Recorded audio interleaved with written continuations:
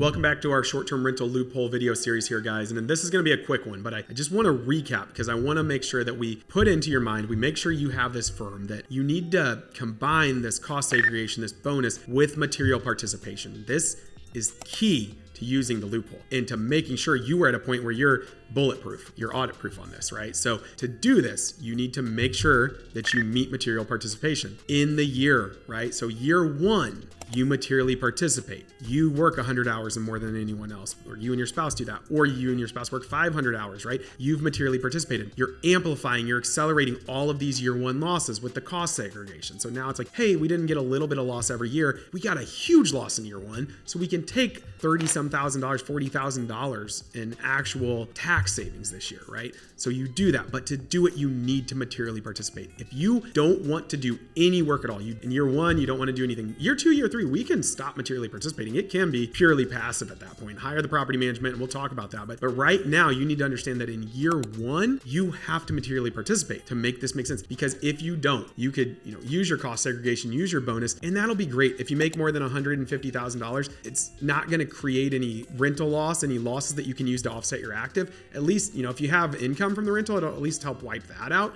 But any losses are just going to get suspended. So you need to understand that if you want to use the losses, you have to materially participate. Otherwise, if you're going to have rental income from it and you're not going to materially participate, well, still maybe consider bonus and consider if you can use the cost segregation to wipe that out. You don't want to pay tax on that extra rental income.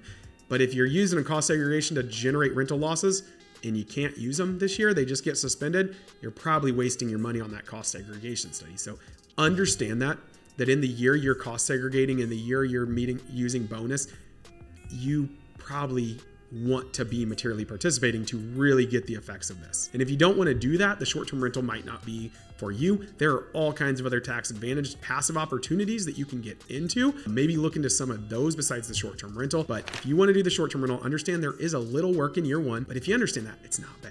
You can meet it, you can do it. Just takes a little work, know what you're doing, hand the keys off to the property management company in year two and let it go. Understand that. We're going to talk about some of the loopholes, some of the pitfalls to make sure you avoid in the next future videos here too. But follow along. We're going to finish it out here with the last few videos on those, audit proofing. So some good information still to come here for you on the STR loophole.